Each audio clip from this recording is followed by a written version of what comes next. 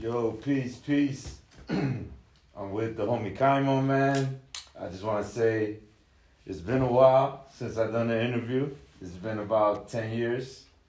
For those of you who don't know, I used to do a radio show in college. It was called Channel Zero Radio. I went by DJ D at the time. And I remember I hopped on YouTube one day and I was looking at videos from Pahsayèk and I ran into this gentleman right here. And Kiamo, I reached out and, I was really feeling it. The song was called 5 a.m. in Pahsayèk. So I'm like, yo, this is like the hardest shit ever. And I was like, yo, that beat is crazy. And I didn't know that was a Drake beat. I wasn't tapped in like that. And, I reached out and then we made it happen. We made the interview happen. The energy was great. It was like, we didn't drag our feet on it. And then come to find out, that was his first radio interview. And I just want to say this guy, man, he got me out of retirement to get back in my interview bag, and it's only right. So, yeah, man, did you want to introduce yourself? What up, y'all? It's your boy Kiamo, the neighborhood hero. You already know, man. Yo, it's crazy, man. I would say I went into my archive and I tried to check to pinpoint to give the exact date, but like towards the end of my radio tenure, I got real sloppy with archiving stuff, so a lot of shit's not labeled. I'm still going through so many files. But I want to say, let me know if this sounds about right. I would say it was around 2013, 2014. Yep. Does that sound about right? Perfect. And Kiamo went by a different name. It was Soul the American Dream. Yeah. What can you tell us about that era? Was that your first moniker? Nah, that was just like, I was always going through names as a kid. They called me Maserati because I called myself Maserati because I move fast on you. You know what I mean? Yeah. I was move fast. I was 13. But then I wanted to rap, so I started off as Soul. And then I saw Paid in Full. And Ace was talking about the American Dream. Yes. And that stuck with me. I said, damn, that sticks. So I said, you know what? Soul the American Dream. We had the input. But then, it's around 2016, 2017, my mind started to change a lot. Started to become more structured for how we move in this music industry. So I rebranded myself and named myself Kiamo. Yes. And that's who my grandfather was. His name was Kiamo. You know what I mean? Yes. Real Teflon type of dude. You know what I mean? If you know, you know. And I just kept it in the family. And I felt like Kiamo was a strong input name, where it's not that long as it Soul the American Dream, and like it's strong as in Kiamo, Jay-Z, 50 Cent, Nas, like that type of caliber, For sure. So, yeah. So, we were talking off the record about being from Pahsayèk. We should mention that, we're all from Pahsayèk here. A lot of people in this room are from Pahsayèk, so it was just very special to interview you. Yeah. And then that being the first time, it was just like, that just blew me away, dude, because your professionalism, the way you handled stuff with your team at such a young age, at such a young age, it's just amazing. What do you remember from that time, man, that first interview? Because I feel like this is a post-interview, but like so many years later, like we're going to get into it in this interview, man.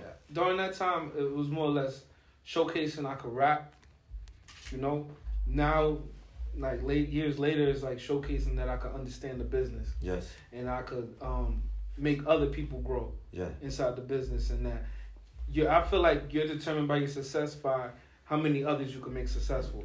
So that's always been like my mentality from the beginning, but now I actually figured it out. Wow. So that was one of the biggest things. As in, you see my team, you see Quentin Films, videographer, photographer. Shout out Quentin. Josh, Blue House Regulations, management. My man Fleet since '93, that's fashion designer. Hudson Crew, podcast. Yes. Even got my cousin Dez, A&R, like beat maker. Yeah. Even much more like a brother. Then you got my brother and my cousin as in like the street team, you know what I mean? Yeah. Where they love going out, going to parties, but they also go to make sure, we got a single out right now, DJ play this record and whatnot. So everybody around me always got a job, and like I said, everybody around me also made $1,000 doing what they love. Nice. And it's something that I was just grateful enough to teach people, that if you apply yourself, you can make things happen for yourself. Man, dude, I'm just I'm so proud to see everything you've done, dude, and to run back a little bit, I'm trying to create this timeline of everything that happened, us meeting and stuff like that. There's a time I left the radio, you know, the growing pains of becoming an adult, you know, post college and stuff like that, and being an artist as well. So when I interviewed you, you know, that was towards the end of my radio career. So then, you know, I started letting it go. I got out the music for a little bit, you know, soul searching and stuff. But all that time passed, and we just linked up again because I used to delete my Instagram often. Yeah. And then we linked up because there was a chlorine fire in Pahsayèk a year or two ago. Yeah. And then I'm going crazy. I'm in Patterson lit, and then I'm worried about my family. So then I'm on Twitter checking the updates constantly, and I see Kiamo. I don't remember what icon you had, but something about like, this guy sounds like he knows what he's talking about Pahsayèk. So I clicked on it, I'm like, dude, I remember this guy. And I reached out immediately. Yeah. And then, you know, we just started chopping it up. And it was like if nothing had really changed. Like, as career-wise, music-wise, of course. Like, everything just got bigger and better, another level. But the energy, it remained the same, dude. And I respect that a lot, dude. And that I want to congratulate you, man. I really do, sincerely. Bro. I could have saved the congratulations to the end, but that's real, man. And we just been chopping it up since then. And so we went through the history and stuff. Your roots in Pahsayèk, man. What was it like growing up there, man? It's a blessing, you know, because if by Kiamo or you call me Malcolm, or you real ones that know me as Malk, you know, and like the OGs, they know me as, you know, Lil Pop, because my father, they call my father Poppy, you know what I mean? And like I said, my family's all over Pahsayèk, you know what I mean? Like, what I said it in a line that my OG is your big cousin. Like, my big cousin is your OG, you know what I mean? So like my bloodline solidified in Pahsayèk, New Jersey. Like, ain't too many could say like, yo, he ain't from out there. Like, I'm from out here, like, born and raised, you know what I mean? Only thing, I didn't go to high school out here, but that's just because I was talented playing a sport. You know what I mean? So I was gifted enough to go somewhere else. But other than that, I went to school out here. Yep. You know what I mean? Born and raised, went through balled at every single park you could think of. Yep. Downtown, number 8 school park. Went to Benson, number 10 school park, number 11 school park. I was everywhere, bro. So I'm really from out here, man. I'm just showcasing the kids where we from. That it's, if you really structure your mind, you keep good people around you, you can make it happen. You know what I mean? Like I said, all my friends that's around me, 9 times out of 10, they from Pahsayèk besides the Hudson crew. Yeah. Everybody that's with me, they from Pahsayèk. Around the block, around the corner, whatever, they from where we from. You know? And it's not just like an insular thing, like, oh, we could only do this with Pahsayèk guys. There's something about our town that we just, if you really about your people and your neighborhood, you really want to help your guys come up too. Yeah. And I see that a lot with you, man. Because I think it was, like, yeah, it's a gift and a curse, like, not seeing your career for all that time, but then to tap in now, it's just like, it's like opening up a treasure chest, because I could just go back.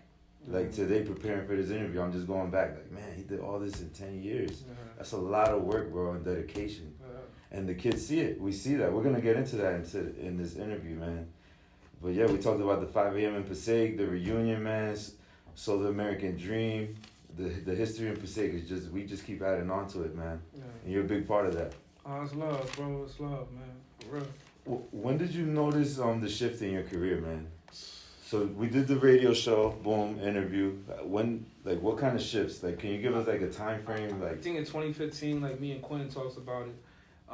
When I did Diaries Written in the Garden, I got it hosted by DJ Absolute from Hot 97. Nice. You know, and one of the biggest things that was to that all my friends was like going out partying. They'll go ball every day. You know, I was really locked in for that mixtape, and that, you know, I was about, so I could say 19 at the time, probably. Nah, not 19. I was probably 21, 22. You know, everybody would go partying. I wasn't partying. You know, I was really focused on my pen during that time, and that everybody would go out, spend their money, whatever. What I used to do was eat cereal for them 2-3 months to save up for $1,000 so I could pay DJ Absolute to host my mixtape. And I knew from that very point, once I got him to host my mixtape, it was going to separate me. And once I did that, Sway, Sway from Sway in the Morning. Yep. Posted my mixtape as well. Wow. So that I knew from that moment that was gonna separate me, and I knew that if I put my mind to anything, nothing could stop me. Yeah. And I'm not gonna make it seem impossible just because I come from where I come from. And I always knew from there that I had to be 10 times better than the average New York cat to get looked at different. Yeah. You know what I mean? So that was always my pinpoint. You know, and I knew that because I didn't go to college, you know, but I still had to study. I still had to become wiser. I still had to, you know, sharpen my blade, sharpen my mind for this. You know what I mean? That's real, man. The dedication. And I was only man. getting paid like $235 working at the Boys and Girls Club. Yeah. So I used the Boys and Girls Club as leverage because I only worked 3-4 hours every day. So during that time in the morning before I go to work by 2:50, I had a home studio, so I recorded myself. So basically I was just recording myself through all that all in the morning, and when I get back from work, I'm recording myself again. You know, and then eventually we got into a camera where I told my friend Quentin, yo, I think you're really good at this. You should, you know, get into this. And yeah. Look where we are now. Yeah, you know he's shining. I mean? He's shining. You know what I mean? He shoots all my videos. Yeah, You know what I mean? He shoots my documentaries, everything. You know what I mean? So we really built something in-house from there, you know, and then we started just adding more things to the team. Yeah, man. And that's the team, man. You guys are glued together, and it's solid. Because you guys been doing this for a long time. It's not I met this guy last month. Yeah. Let's do this. Y'all really had the vision, and everything just came together. It's been coming together. Even with your latest albums, the American Dream series. Yeah. That's pretty dope, man. Like you put in consecutive projects with a theme around it. Yeah. Your listening parties are incredible. It's a great vibe. Everybody's chilling. Everybody's building. You know, people from all walks of life just building because you bringing everybody together, and that's a big thing. That small town, we're a small town, but the grind is heavy, like you just said, and it's crazy, man. Do you remember the first time you were in the booth? What was that like? I was 16, and I recorded off Light Up. That's that Drake thing with Jay-Z, right? So I was asking my mans, like, yo, where can I go record at? He said, yo, meet me at Benson. So I walked all the way from where I'm from, yes, Sherman Street. That's all the way by number 10 School Park. So I walked all the way to Benson. That's like 30-minute walk. So I walked over there, and I was like, all right, where he at? So they introduced me to King Sean, and I paid him $15, and I recorded. But what I fell in love with the most was hearing my own voice. yes, And I was just like, wow. And then the reaction that I was getting, it was like an addiction. I was like, yo, this kid nice. This kid remind me of, you know, Nas. This kid is like, yo, who is this? He rap different from everybody, you know? And I was like, hold up. I think I'm gonna take this. I knew I wanted to be a rapper, but I didn't know like the reaction was gonna be that. Yeah. And for a minute, it was like quiet. Everybody was mentioning it. Then my pops heard, because they caught wind of it, because they mentioned it to my father. My father didn't know what was going on with me rapping. He just thought like I ain't want, you know, I was just going out doing whatever. So it caught wind that people was like, yo, Pop, you been hearing your son? So what are you talking about? Like, your son killing it out here. yeah, Right? So once he called wind, it was on I think the day of my birthday. They was playing my music on the computer. My brother did it, 'cause my brother knew. And then my father, it was just like, wow, my son rapping, you know what I mean? And just, like I said, it was just from there, man. It was crazy stories, bro. and it's like multiple eras of Pahsayèk that rock with you, like the Rashid Chappelle connection. How did that come about? It's like, pardon me to cut you off. It's like that whole space that we weren't like communicating. Yeah. It wasn't because of no drama, you know. No, absolutely. But it's like we were all walking this path that crossed us back together. Mm-hmm. And then like Rashid Chappelle, we run into him too, and then come to find out that you guys have a connection. Yeah. And it's deep. I say it's deeper than rap. You know what I mean? I remember at 19, Sheedy brought me to Spit Gems listening party, and I was there, and I was too young to get in, but Spit made a move for me to get in. And then after that, they had a cipher, right? And the illest thing was like, they were like, all right, who gonna go first? I'm the youngest one there. I said, I'll go first. Hard. So I said, that showed them like, who it is, you know what I mean? But I knew at that moment, I always tell my people, like, all I need is that one opportunity. I'm not gonna make us look bad. Yep. And once I did that, she was like, that's my cousin. Like he was gassed, you know what I mean? So that was like that was like a special moment because, like I said, I'm here to make my city proud. Yep. You know what I mean? Wherever I go, I'm gonna make us proud. I'm not gonna make us look dumb. I'm gonna make sure when we in these rooms, I'm the flyest one there. When we in these rooms, make sure I spit the best bar. I make sure that my business is up to matter and everything. You know what I mean? That my whole team sharp. You know what I mean? We all gotta get shirts. Fuck it. Let's go to the mall. Let's go to Primark. We all look clean cut. Yep. Cause I want us to represent where we come from to the highest form of power. Because these kids are gonna look at us. Yep. And we wanna inspire them. So then it just keeps growing and growing. Like look at what Griselda did. Like they made it fly fashion coming from Buffalo. You know what I mean? Still rap that grimy hard shit, but they made sure they were fly from West Side Gun. You know what? Fly God. You know what I mean? Benny being sharp, Conway being sharp. So then people from Buffalo started to elevate. You know what I mean? Because the image is a big part of it too. You want hip hop is fashion as well. So we all embrace them margins coming from where we come from. Yeah. You know what I mean? So funny you mentioned Griselda. Yeah. You opened up for Conway. Yeah. How did that happen? And what was that like? Let's break that down. It was we opened up for Conway in January, and in November I hit the people up. Shout out to Unique. I built a great relationship with him. He's one of the A&Rs in drum work. So he basically hit us back, said, "Yo, your music dope. How would you feel about opening up? You know how it is. We want the money. We make sure we got the money together though." And we made that happen. We got a hotel, got a van full of Pahsayèk cats, and we went there and we rocked out. You know what I mean? At the end of the day, people would call. It was like a couple artists also opened up too, but we was getting calls after we left and said, "Yo, Kiamo, we should have had you open right before Conway, dog. Yo, my mother keep talking about your set." Like we was getting sponsorships coming to us, talking about, "Yo, who are your people?" You know what I mean? So they were talking to my manager Josh, and it was just epic, bro. Like, it was epic, And we got to met D Jones was also there. Sam Buck, I met him. And if I could try and remember some names.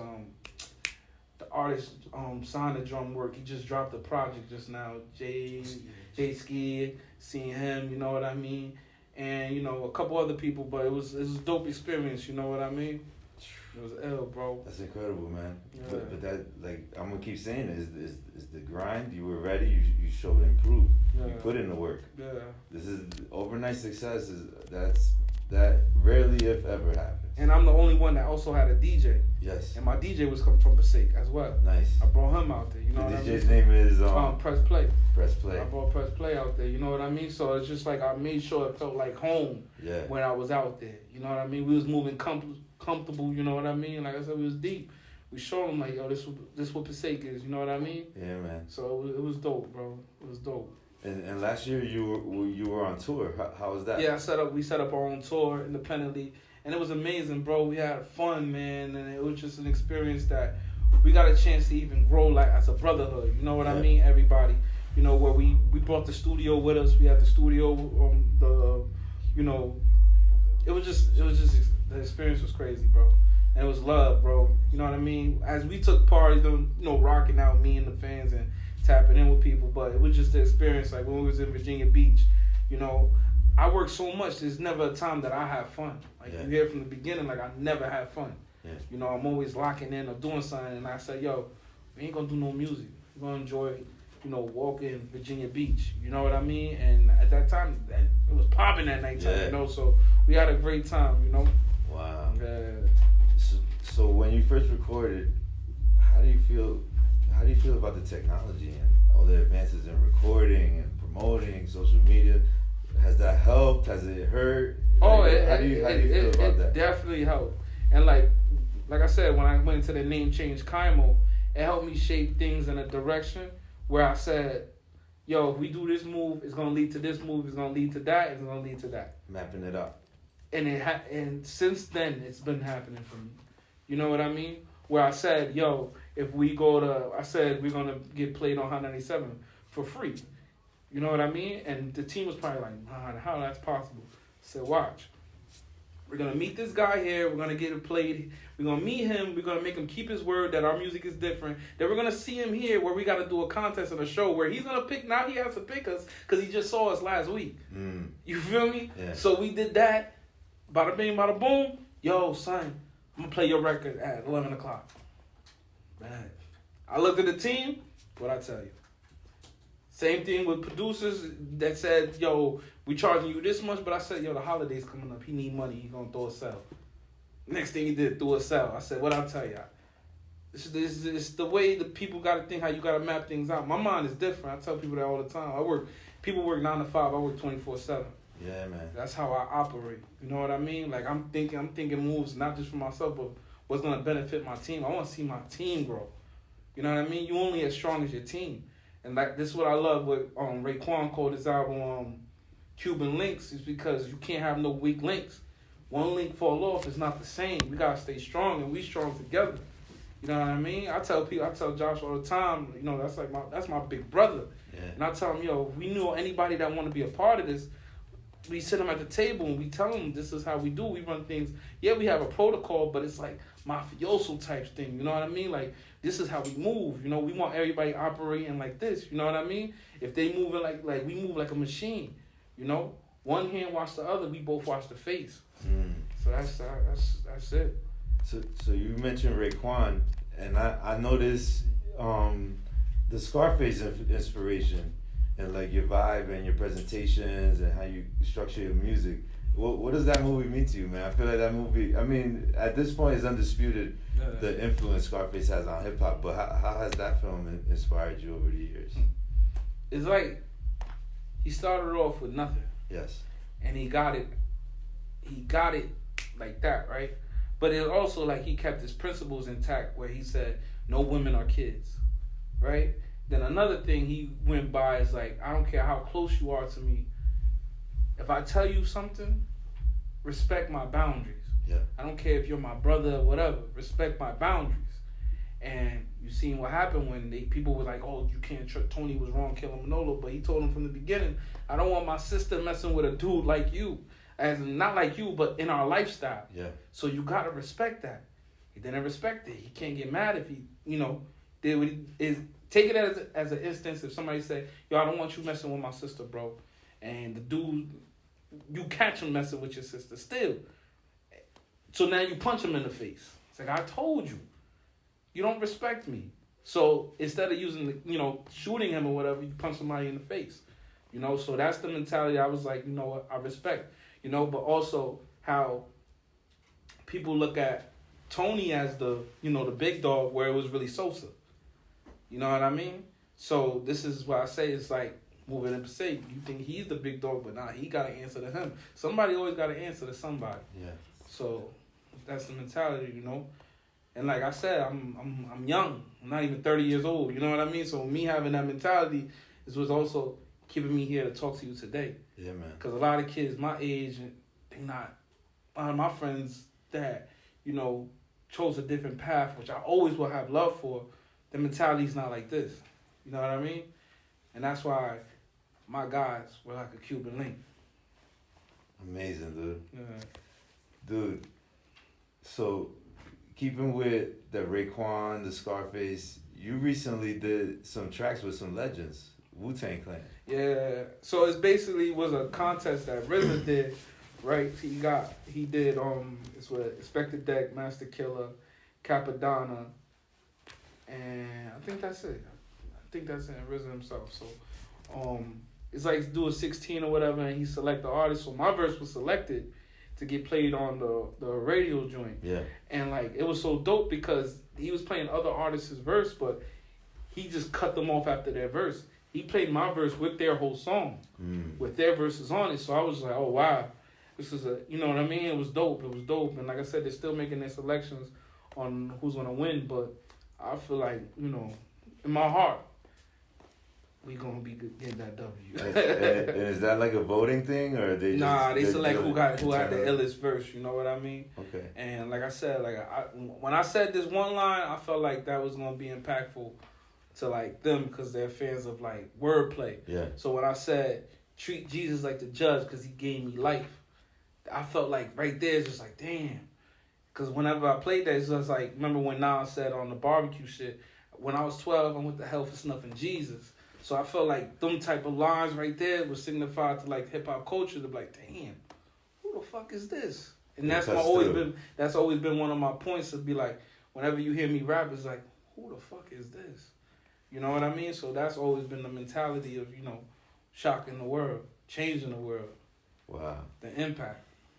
And earlier off the record, we were discussing how they were filming Wu-Tang episode from the Hulu series in Pahsayèk. Yeah. And let us know what that experience was like. Man, it was dope, man, because I'm a fan of the show. Yeah. Period. From season 1, like, and then a lot of people was coming up like, "Oh, what is this?" And I was telling people it's the Hulu series, it's the Wu-Tang. A lot of people still don't know who Wu-Tang is. Yeah. You know, coming from where we coming from, but it's whatever. You know, my key goal was though, I told my man Quentin Films to go out there and get some photography done. Yeah. Because this is gonna grow his brand. Yeah. Definitely when they're reposting it and they're commenting, that's the thing we want. You know, and you're showcasing what's going on in our city. It's like you're the daily news of Pahsayèk. You know what I mean? Because your visions is how you capture it. So he basically did his thing for 2 days straight, and the guy that plays You God, I don't want to mix his name up, but he shared his photos twice. Wow. At the shoot in Pahsayèk and at the live screening. So it was just a great. I love to witness these things, but I love to see my friends grow, man. Yeah. Like I can't express that even more, dog. Like I see my brothers sometimes at their worst, you know what I mean? But to see them at their best and tell them if they apply themselves that they can grow, that's just the best thing to witness, man. I swear, dog. I remember when we was bagging up CDs, bro, and I made money bagging CDs. The first thing I was just happy to eat pizza with my guys. Yeah. You know what I mean? Yo, we gonna buy pies, bro, and then we gonna bag them. Like it was just that. You know, I'd rather kick it and watch a movie with my guys, bro. Yep. Cause that saves a life. You know what I mean? I got friends that, like I said, chose the wrong path and they went the streets that I always have love for. You know what I mean? But that's just how it goes sometimes, you know. Yeah. And that's the thing that hurts me, that I can't save everybody. No matter how much I try, I can't save everybody. You know, you can't make people think your way. You can't make people think, yo, this is the right way. And because they're at the same time, it's how they process things. It's how they want to go about things, you know. Yeah. But the ones that I can save, I'm going to do it. And people sometimes get mad because they say, oh, you got to think about yourself. You got to worry. I'm like, God that gave everybody a mission. You know what I mean? And it's up to you to complete that mission. Yeah. And I feel like that's my mission because I feel like at the same time, as my friends grow, I grow. And I feel comfortable like that. I don't want to be the only one in the room with money. I want to see all my guys with money. Yeah. I want to see all my guys look fly. It ain't just me. We look stronger like that together. For you know? sure. Yeah. Dude, that's fly, man. Shout out to Quentin once again. Quentin Films, check out his page. Yeah. Dude, so you invest and build with the youth a lot. So you say you're working with the Boys and Girls Club. Yeah. And I remember when we recently reconnected, I saw on your page you were talking to the youth.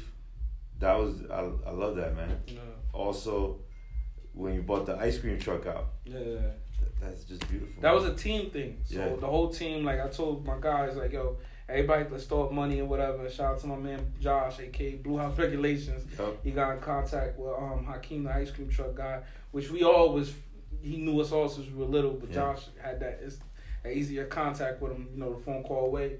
And we made that happen, you know what I mean? And that's one of the best things that we want to shake hands in hands with programs.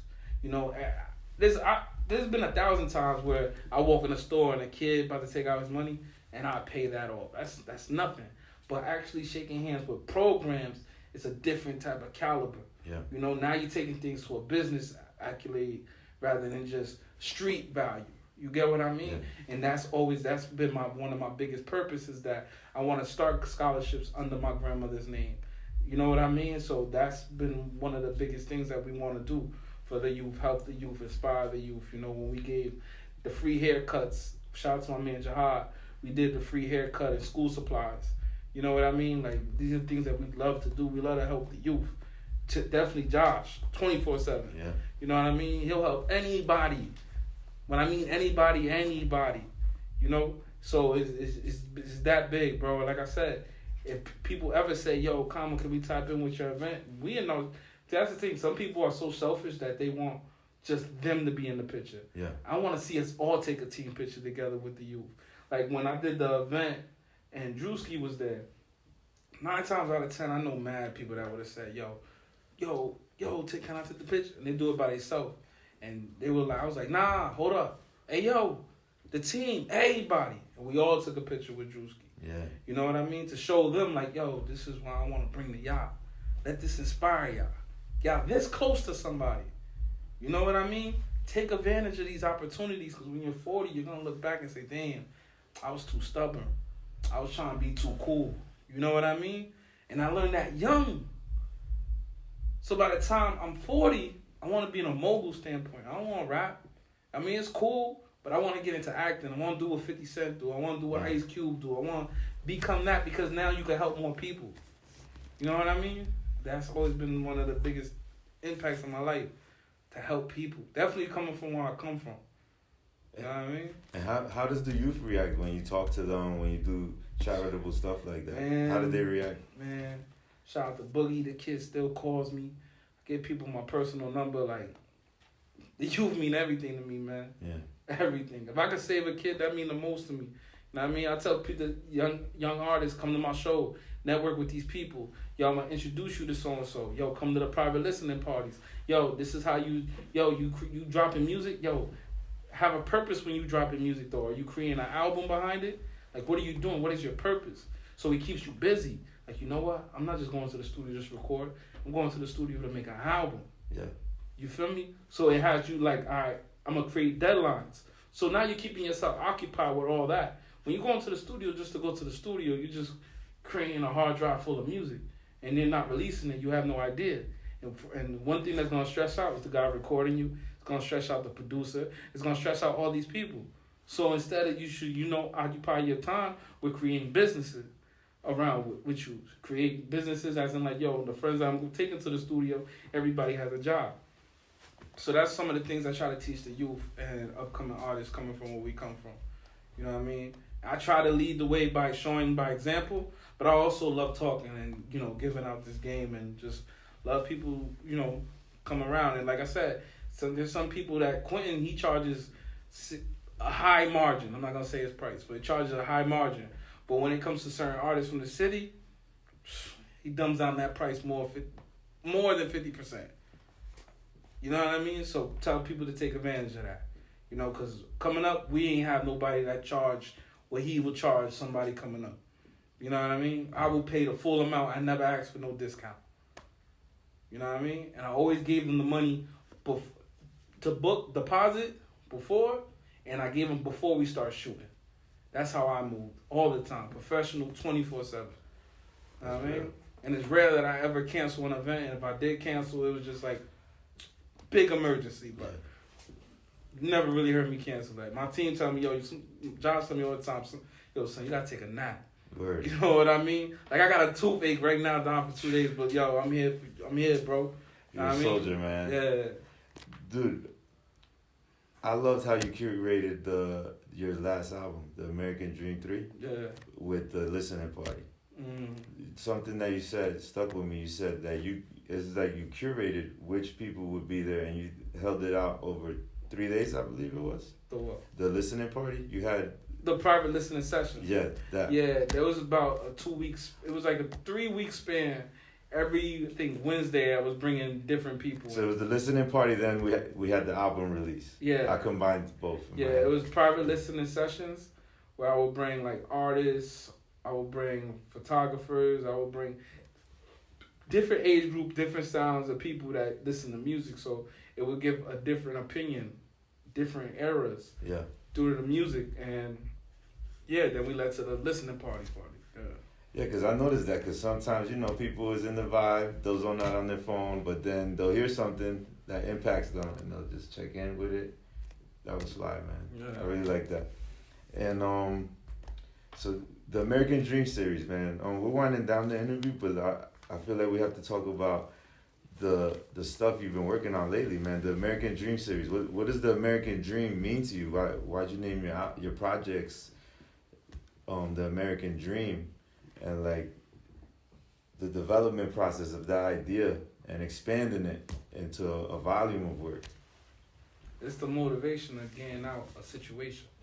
So the American dream is like you ask any normal person, they'll say a White House, big White House, white picket fence. They'll say that, right? But the American dream is really making it out of any situation. As in, like, you could say, yo, I hate my job, right?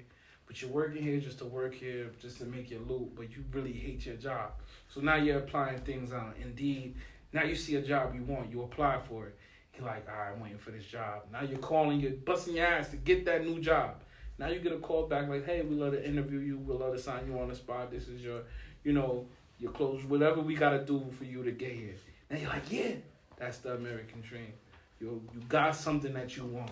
Yeah. You know what I mean? And you made it out of a tough situation. You made the best out of it.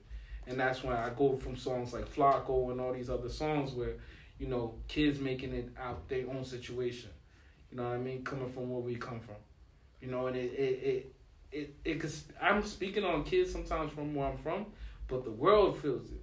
Cause it's like I'm speaking value cause where we go, there's a hood everywhere. So what's ever going around here is going around somewhere else. You know what I mean? Dude, your videos, man, the backdrops is just amazing. The Snow Beach video, I really like that. Yeah. I loved how you guys filmed that. Who filmed that? Quentin, there we go. He keeps popping up in his interview, man. I think we gotta interview him too. Yeah. So, shout out to SF too. Shout out. Superstar Floss, And I just love how you make the city look, man. It's a look, and that's why movie companies tap in. Wu-Tang series, they're tapping in. And we've been a small town. That's never gonna change, and it's that pressure. We're condensed, and that pressure, and people are thriving, as we can hear it with this interview. I just want to run down like a few questions, man, just to pick your brain, man. Do you have any dream collabs like with an artist and a producer? Like what dream collabs you have in head? Producers, like I love to work with Dr. Dre. I love to work with Kanye West. Yep. I love to work with Just Blaze. I love to work with a lot of people that did like the games work on documentary. Yeah. Like that's I love sonically, like I love that when that album dropped. I was in 5th grade. Yeah. I love the people like like during that time, like Shady, like all them people that was working on 50's album. Yep. Like I just track masters, like. During them times, I was like, wow, these people make great music. You know what I mean? And to me, what stood out more is, like, the impact. You know what I mean? And, like, now, like, I love to work with Mixed by Ali. These are people that work with TDE. I love to work with J-Rock, Schoolboy Q. It'll make sense. Artist-wise, of course, 50. Yeah. You know what I mean? I've always been one of my big inspirations. Let's talk about that. 50. Yeah, 50 Cent. You met the man. It was so crazy because when I had an interview at This Is 50, you know how people be like, yo, that's 50 Cent. And you just look like, me bullshitting. You know what I mean? But as I look, I said, oh shit, that's 50. You know what I mean? Like, he's right where Josh is. Like, he's right there. Yeah. And he's in a black Suburban. So I'm just like, damn. Should I go up there and walk? He has a presence. You know what I mean? Should I go to the car? You know what I mean?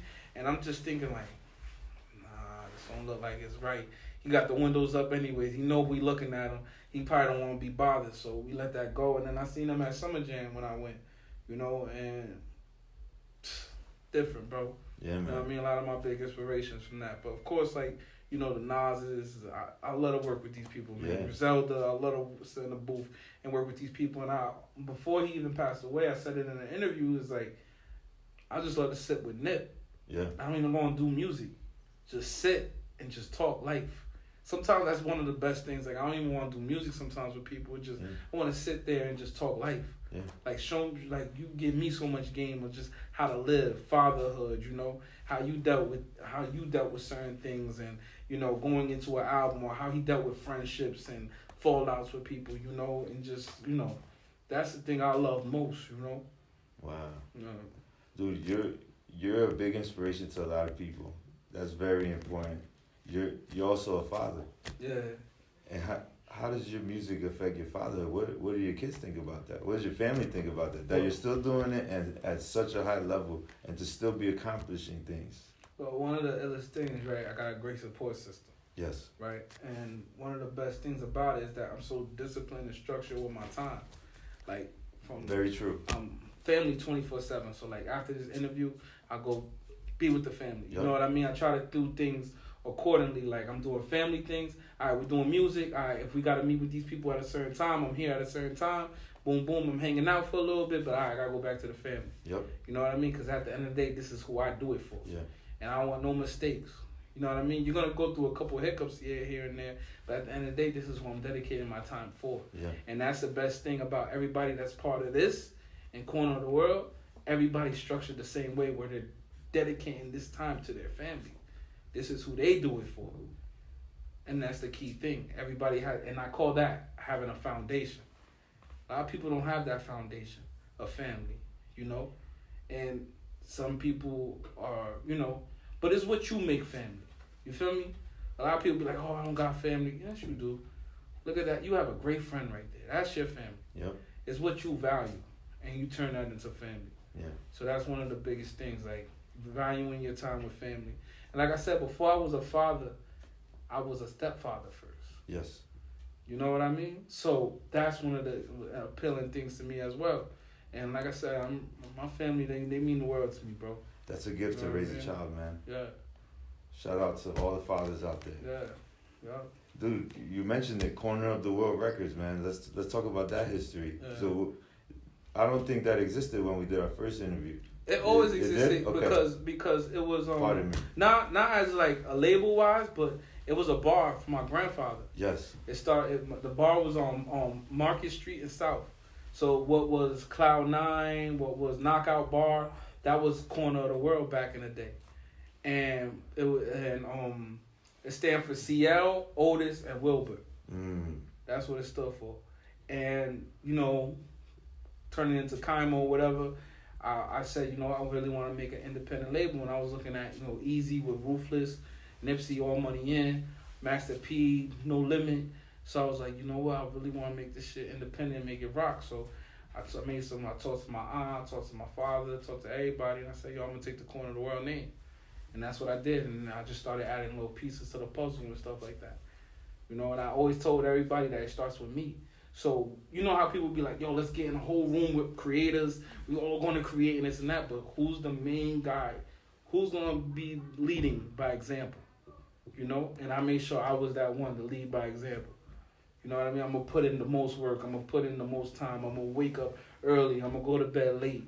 You know what I mean? So y'all can witness, y'all can see I'm going to put in them steps first. The standard. Yeah. Setting the standard. Yep. Dude, I love it, man. Yeah. The Corner of the World Records. I love the sound of it. Because I'm not just a fan of the artist. I look at things and how people present it, and I see how special it is. The way you curate the page. Yeah. You feature all your people. Yeah. It's just lovely. So everything you're saying, you could really reinforce that if you do the homework and check out what Kiamo has been doing out here, man. And yeah, man, I think we ran through everything, man. Importance of a strong team, dude. I just want, as a fan, as a friend, dude, once again, I'm so very proud of you, man. Keep up the grind. You don't even need to hear that from me, because I know it's going to happen. Nah, I love it, bro. Because you was one of the people that witnessed it first. Yeah, man. You know what I mean? You grabbed onto it first. You got it out to the world first. Regardless, you know what I mean? So you was one of the people that say, yo, I was one of the first people, like I said, my man King Sean was the first guy to record me. Yeah. You was the first guy to give me an interview. So that will always be remembered. That you was the first one. I always tell people that. It's not about, Drake said it, he said, it ain't about who did it first, it's about who did it right. But I feel like it's also about the one that gave you that first opportunity. And you don't forget that person. Wow. And I never forget the people that, I can remember every single name. Yeah. You know what I mean? Shout out to Snowy to introducing me to King Sean. Wow. You know, and it was just the things that I grew out after that. You know what I mean? But I always remember the first people. You know what I mean? And sometimes in life, through friendships, you will have fallouts, but I still remember you and still have that same love for you. Just people just outgrow things and do their own thing. You know what I mean? So I truly thank you. Yeah, man. Thank you too, bro. Like, I just can't believe how much time has passed. And, you know, I had no clue, like, because I remember, I'm like, man, that kid from Pahsayèk, man, I wonder how he's doing, what he's up to. Yeah. And it took a disaster in Pahsayèk to connect us, man. The story of our town, man. It's so beautiful, and you're a big part of that, man. That's love, bro. Thank you so much, bro. Yeah, man. What projects have you been working on lately? We got a project coming out called A Malcolm Story. Yeah. So I'm giving you like my life on this one. Is the whole project entirely produced by my man Lucci. We just dropped. Shout out to Lucci. Yeah, Heavy Artillery. Shout out to them. You know what I mean? That's one of the foundations now. That's my recording. Solid brothers. Yeah, great brothers. Solid. You know what I mean? As they come, you know. And now they're about to get on the accolades and get these major roles and stuff like that because, you know, with situations that we got going on, we're going to make sure the labels is making sure, yo, we in-house and this is who we go to. You know what I mean? This is our home base. Yeah, we could go to Atlanta and record, but these are the guys that's recording our music. Yeah. You know what I mean? And like I said, me and Lucci hits it off like that, man. It don't take us long to record. You know what I mean? Like, that guy's phenomenal, man. Phenomenal. Now he's getting the opportunity to really shine and grow as a producer, artist, and whatever Lucci wants to become in age. This is what they're going to do. You know what I mean? And, yeah, we worked on Love Lost His Soul 3. We dropped that on Valentine's Day. We dropped The American Dream. Love Lost His Soul 4. We dropped that on Valentine's Day. The American Dream 3, we dropped that in November. And now we're pushing, getting things done. We just dropped the Lex Diamond freestyle yesterday. I saw that. I got to check that out. Yeah, we dropped that. Raekwon, man, we got to get you in the room with him. Yeah. We got some things co-racing working his way right now. You know what I mean? And like I said, hopefully, this is the stamp. Source Magazine just shouted it out. So congrats. So hopefully that's one of the stamps. You know what I mean, of approval. But we also working on a ton of things. Outside of just music, but developing things to give back and help the community and help everybody grow their own entity some way, somehow. Dude, you did your homework. You did the grind. Everything that's happening, you did it. Nobody can say nothing. Oh, this guy helped him. No, you put in the work, bro. And that's real talk, man. It's love, bro. And it's always love, bro. It's a pleasure, man. I know this won't be the last interview, man. We got to keep doing this, checking in periodically, man. If you want to plug in your socials and stuff like that. Absolutely. Kiamo World, everything. KIAMO World for Instagram, Twitter, Facebook, the whole nine. That's even KiamoWorld@gmail. You could email me if you wanted to. You know what I mean? Whatever. So that's everything. That's the foundation. TikTok, Kiamo World. You know what I mean? Everything. You're jumping into my world. Bro, much love. This man brought me out of retirement. I haven't done an interview in about 10 years. And it's all love, bro. You already know, bro, man. You already know. Love, man. Thank you to everyone here. It was great interview. How you feeling, man? Very inspiring, bro. I know you think, man.